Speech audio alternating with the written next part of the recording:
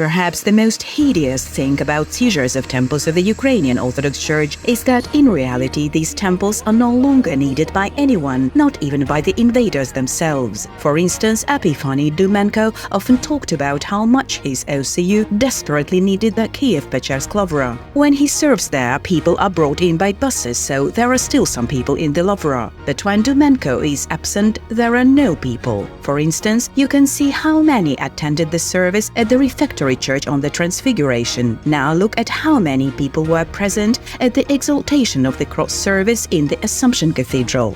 Let's recall now that during the time of the UOC, hundreds or even thousands of people used to pray here. Anyway, this is the Lavra. It is always in plain sight. The temples here are open, so the OCU is simply compelled to serve in them to avoid embarrassment. However, in the seized churches in distant villages, the situation is even worse. They are merely closed. We will briefly show you what is happening today with UOC temples in just two regions, Zhytomyr and Rivne. The videos were filmed on Sundays, October the 15th, the 22nd and the 29th. Брама зачинена, людей немає, висить замок.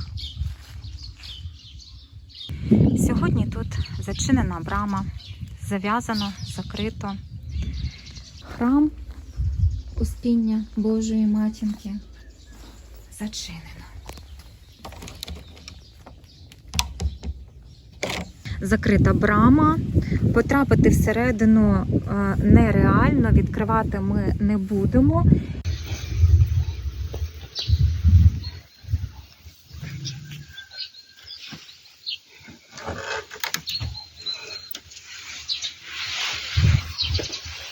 Свято-Покровський храм.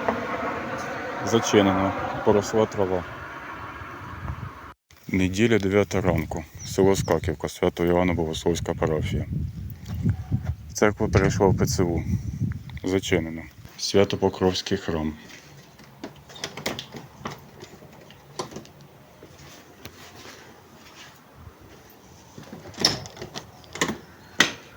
Зачинено.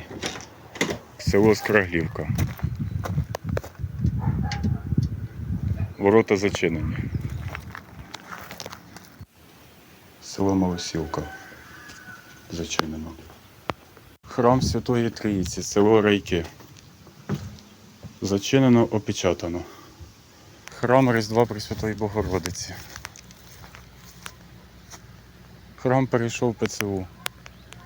Зачинено. Село Райгородок. Храм Успіння Пресвятої Богородиці. Зачинено. Я протоієрей Володимир, настоятель храму села Жеребки, святого Архангела Гавриїла. І ось сьогоднішній недільний день храм стоїть закритий. З 2023 року, з травня місяця, було захоплено ПЦУ наш храм. І відтоді двері храму закриті і служба не проводиться.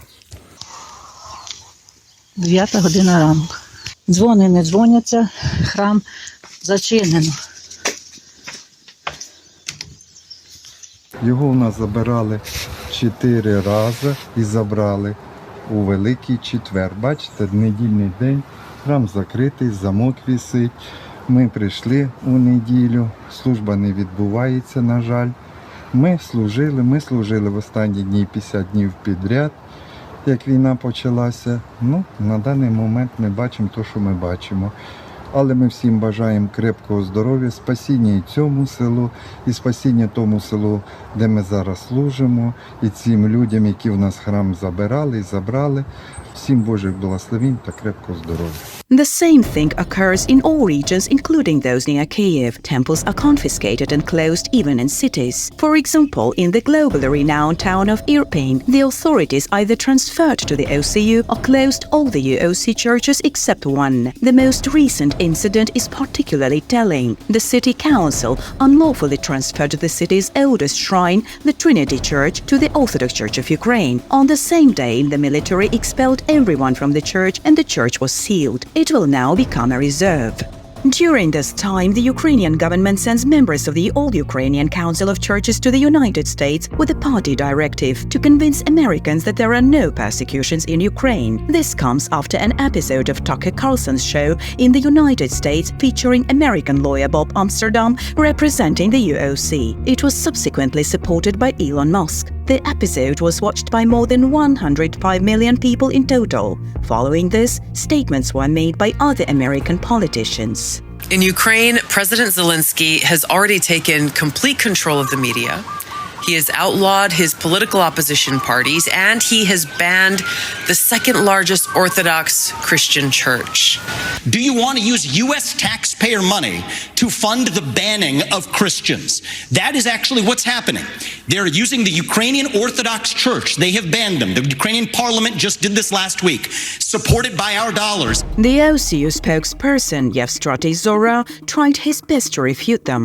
Такого рівня релігійної свободи, який Україна має при незалежності, Україна ніколи не мала. Наші релігійні організації не мали ніколи за всю історію попередню, за всі століття. Zora really exerted himself, but the priest of the OCU in the Bila Tserkva diocese, who on his instructions cut out and knocked out the doors of the Transfiguration Cathedral of the UOC in the city of Bila Tserkva, illustrate his point best.